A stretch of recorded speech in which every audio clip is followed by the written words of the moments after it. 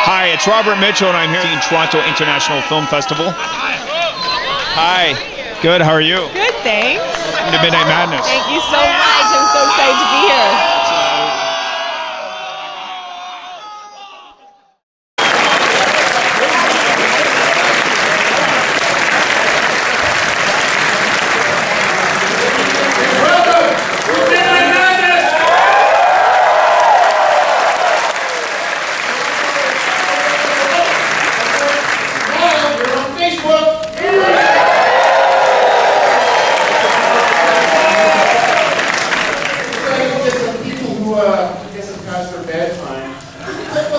What they're really missing, all right?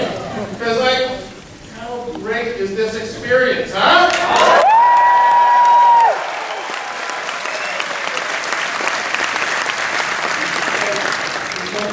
Tomorrow night, okay. I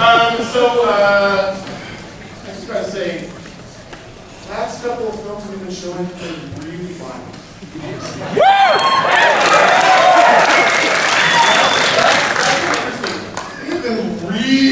Really violent. Woo!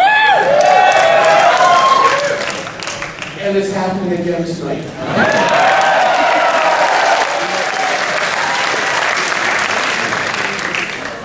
Tell my mom I'm a nice guy.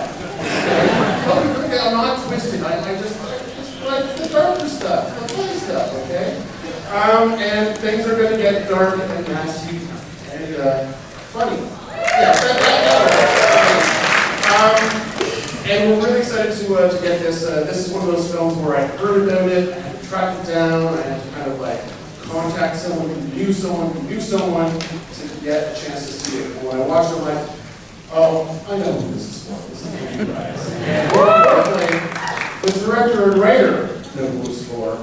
I'd like to introduce to you, and I'm so glad to finally get to hear on the Midnight Madness stage, the director, Wolf Reed.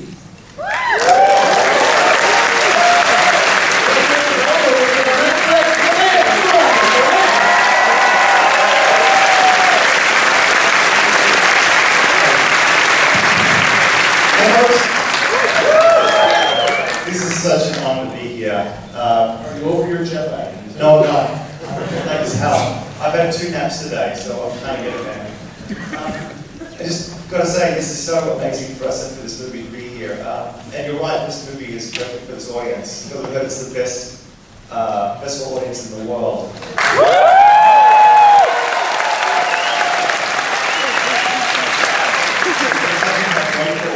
We were when Colin invited us to come up here. A couple of very quick thank yous, because I know you want to get into seeing some people's heads get blown off. I've got to thank my fantastic agent David Koppel, who was amazing with helping me getting this all done. So thank you, David Koppel. Shout out to the incredible cast in this movie. You will see there's about 100 of them, so you'll see the layout. They're amazing, and we're grateful for those guys. Also to our Colombian crew who shot this from Colombia. And they were just an incredible bunch of people who work with down there. And also just wanted to bring out the writer and producer James Gunn.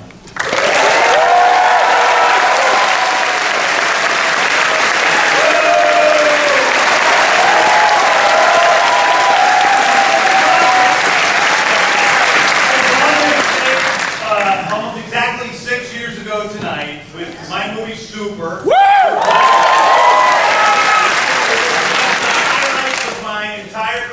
And I was so excited to be here and share this movie with you. I'm happy to be home again with you guys at Midnight Madness. There's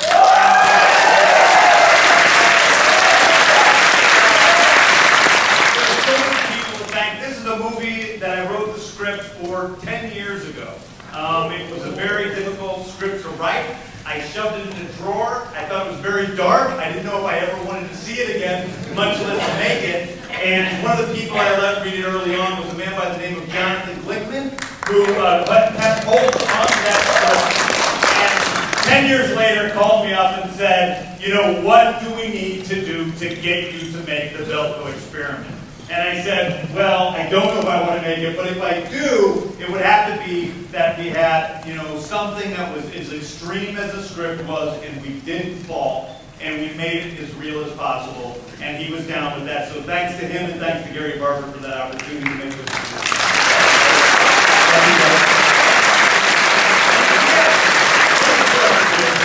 He is somebody I kind of know a little bit. I've met him a few times.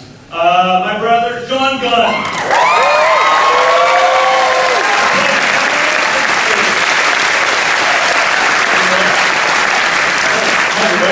Happy to be here. I'm sorry, you say this is a scary movie? I was under the impression that we made a kitchen sink drama that was very sensitive, and I didn't know that there was anything dark about this movie, but... It changed in the end. It changed a little in the end. Yeah, okay. Hi. Well, I guess we're ready to get started with experiments.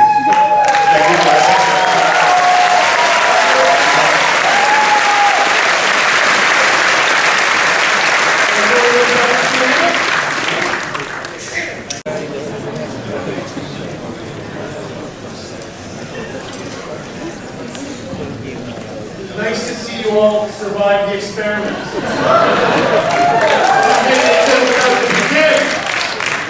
The director of the BELKO experiment, come on out.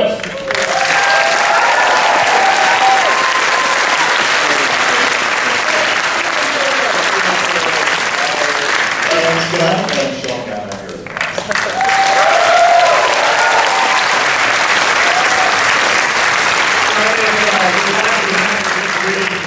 Tweets of people in the audience.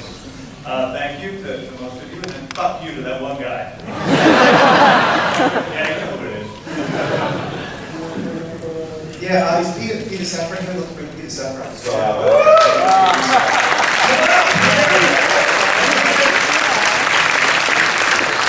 He's obviously a legendary producer, and we love him, and here he is.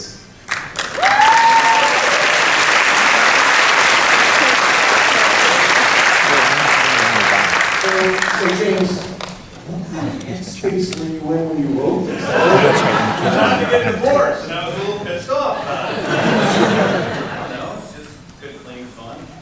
It was,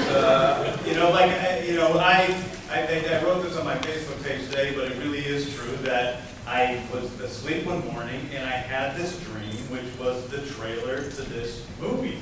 And it was basically, a group of people in an office in a faraway land, and a voice came over the loudspeaker at the beginning of the day, and it said, in the next half hour, you have to kill 2 people or 4 of you will be killed. And right after that, all these doors slammed up around the building, and then the rest of the trailer was a bunch of people killing each other. And I woke up and I'm like, well, I have to see that movie, so I wrote it. And what happened next? And that's what happened next. And Greg, the thing that I really liked about it is that it's really violent, but you're still towing this really black humor line, and it's just so deftly balanced. You talk about the challenges you had with that. That was one of the things I responded to most in the script, that it was a surprising, it's an incredibly surprising film because you just have no idea what's going to happen. But at the same time, it's all anchored in emotion and character, and the character, there's so much comedy, and it's a character-based comedy that's in the middle of the film. So I just thought it was a really incredible combination. And when James and I and Peter were first talking, James and I were talking about films like United 93, where it's which is that famous laugh riot. That's famous comedy. The sequel to Airplane. But in terms of tonally, yes, sorry, I apologize. In terms of the realism we wanted, obviously adds a little more humor, but we want that level of kind of intense realism and a kind of suspenseful kind of quality to it like that. So the film kind of had to walk up those lines to work, and obviously it relied on incredible actors. Oh my God, Right. such a powerhouse. Yes. And you picked really great, the faces you recognize them, really kind of established character actors. Can you talk about the casting process? Yes, it was fairly organic, and basically as soon as we got going, we just started naming. Put all my friends in the movie. Yeah, pretty much. I do. How about Michael Luca? How about Sean? Valentine, Brent Sexton, these are all Greg McLean, Like Michael Hooker, these are all Roger, Russ, know Joe John Fried, Gallagher. David Welch. Yeah, I did know John Gallagher, but I had auditioned John Gallagher for the role of Peter Quill in Guardians of the Galaxy. And even though John wasn't right for that role, it was probably the best audition I had ever seen in my entire life. And I'm like, I have to work with this guy someday, no matter what. And then you brought along Tony, who I've become good friends with, and put in a small role in Guardians of the Galaxy Volume 2. So it's like, it's been a really, it was just, it happened really quickly and organic. And it was, I mean, it was, massively helped by having that almost ensemble group of people who kind of made the shooting of the film like working with a kind of extended family, because everybody knew each other. We were all in Colombia, in Bogota, and so it kind of gave an ensemble theater feel to the actual making of the film, which was great.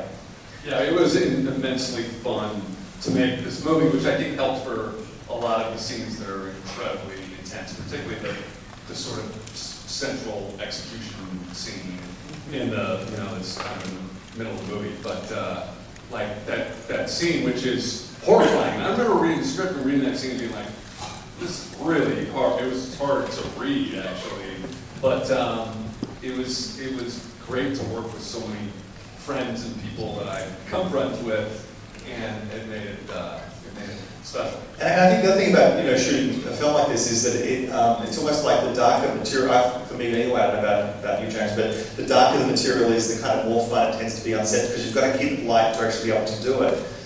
So I recall, even though those scenes are horrifying and extremely disturbing, there was quite a bit of fun. Yes, it was. There was a lot of gags. And when you walk, you're sliding around in fake blood all day and stuff. It's just ridiculous. It's ridiculous. But obviously the impact is different when you see it. It is a dark movie, there's no doubt about it, but I think at the same time, one of the things that we talked about from the beginning was that the characters we had to like the characters, and care about the characters. And, all of the characters, despite their faults, have some, Wendell's a bit of a piece of shit. They all have their points of view, and none of them are evil characters. Bearded guy's evil too. Who is? Ben Davis. Ben Davis. Bearded guy. Yeah, bearded man in some bit. But thank those two guys. They're all, even Barry Norris, the Tony Goldwyn character, like, I understand that character. He made a choice. That's not, and I wouldn't call it, it may be evil in the end, but he's not an evil person. And to be able to allow those characters and that affection for each other to play out in the movie is both kind of what makes it darker, if you care about those characters, because then we're seeing people who care about Slaughter. But it's also, I think, the thing that allows them to be somewhat alive, and it stands, apart from some other dark films. And I think, humanizing all the points of view was crucial, so that it wasn't saying, here are the bad, obviously there's kind of bad guys and good guys, but ultimately the movie is kind of a discussion of different points of view of how to handle a situation. And each of those actors had to actually not be judged. Like the storytelling is important. It doesn't actually say bad, good. They're all valid points of view of how to react to an insane situation. And the actors kind of were able to, walk that line. And kudos to being able to kind of really identify each one of those characters that you had kind of with a personality. Like, I was like, okay, that guy, that's a lot to kind of handle and manage. Audience, what do we got here? Yes. Here, we'll go past this. Addendum to Colin's question. I noticed that of all the characters that have ever been killed as Michael Rooker, okay, he had the gentlest, earliest, kind of most surprising Gentle? He's very gentle in the movie, right? He's very sweet. Very sweet. I think he's a gentlest death. Gentlest death, because usually he's splattered all over the place, Right. or somebody's like shooting him 50,000 times with a large caliber weapon. Keep me away from her. What the hell happened, kind of death? Right. Was that one of the casting directives, or was it just because you can? How did that come about? How did his death come about? How did you decide that that's how he was going to go? Well, he took that. I offered him the role of Bud, and that was what it was. It was like with my friends. I really offered them the roles that they were able to. With Sean, I gave Sean the script, and I'm like, who interests you? Because there was like 2 or 3 roles in the movie that we thought would be good for Sean, and he's like, I want to play Marty. Yeah. Great job, everyone. I loved it. Thank you. I love when we know that cancer friends. Just the only person that couldn't find this time was we're going to Steven Blackheart. He's in there. He has a knife, and he holds. When bearded man is pouring out the knives on the counter, he comes up and says, "Hey, you dickhead, what are you doing?" He takes the red pen. He's the guy who takes the red pen as well. The rollers that walk out. Yeah. He takes the knife. He's actually a lot of movies. Yeah, he's around. Yes. My question is for James. When you're writing the script, do you have a set ending in mind, or are there a few alternatives that work for figuring out? What do you, was that always the ending you wanted? There are a few different versions. There are a few different versions. Like what? How long do we have? You're not going to pull a clue, are you?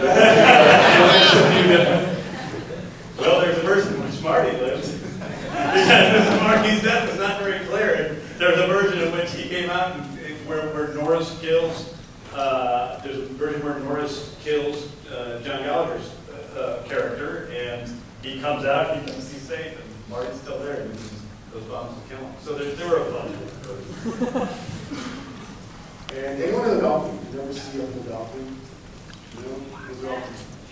Yell it out. Or fight for it. Yes. Can you tell me? Yes. Okay. Is there a sequel in the pipeline? There's a sequel in the pipeline. I guess it depends if the movie does well. Yeah, it really depends on whether you guys get your friends to go see it or not. You do yes.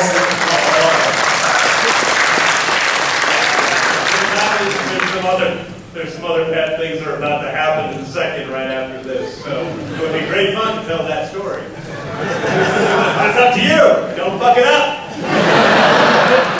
The great thing, I mean, the thing is, when you see films here at the festival, a lot of the time this is like ground zero for these films. And you know where these are going to go. So you guys are here. This is a very pure thing you're in the middle of. So we've got on the yellow, yes. Any thoughts about the soundtrack? Any thoughts about the soundtrack? Can you tell us about the soundtrack? Tyler Bates. James worked with Tyler Bates on Guardians of the Galaxy, and he's one of the great composers that is working today. And he said, "What do you think of Tyler Bates?" And I'm like, "Awesome!" So we luckily had Tyler come on to the movie, which is great because And Tyler also recorded all the songs. When you hear California Dreamin', that was Tyler got a band together to record that song in Spanish or I Will Survive at the beginning of the film. So he did all that. I didn't know that. Now, James, why did you settle on this guy to direct? I think, for me, when Greg came, we talked to a lot of different guys, and then they all said no, and then Greg came along and said yes. How was it available? I think it was, really for Greg, it was seeing Wolf Creek, and it was the naturalism in the movie. And I think when, it almost sounded like slightly bringing up United 93 earlier, but that's actually Paul Greengrass and his films and the sort of naturalistic acting style of those movies. I didn't want to turn this into, Saw 27 or whatever and have it be a bunch of cartoon characters. I thought it's a really hard movie. It is a horror thriller, but at the same time, I wanted the people to be real people, and I wanted to imbue them with real personalities, and I wanted to care about those characters, and that's the thing that Greg felt very strongly from the beginning, and that was apparent to both Peter and I from early on. And the orange, or red, yeah. The first I loved it, but why did you do that to the new girl? Why did you do that to the new girl? That's a very contentious question. I can only speak from my point of view, James' point of view as well. I think part of the fun of this script when I first read it is that it's basically surprising. To me, genre films are best when you get a surprise. You take something that's very known, you twist it around, and you do things that the audience will never expect. And it was amazing hearing the collective go, "Oh, when she got killed." Because that's what it's meant to do. You're meant to go, if you think a character's going to do one thing and they do the complete reverse, that to me is entertaining. I love movies that do that, and that's why I thought it was a cool thing. People might have different views on whether they like it or not, but To me, I think it's fun. I just think I tend to do one thing in the third act for every movie I write that people do not think is going to happen. And that, in Super, there's a situation with Ellen Page that happens. With in Slither, there's a big, huge story about how they're trying to get a hold of this grenade to stop the beast, and they take all the time getting this grenade, and then it just bounces off the wall and goes to the pool and explodes. And then here, Melanie Diaz gets shot in the face.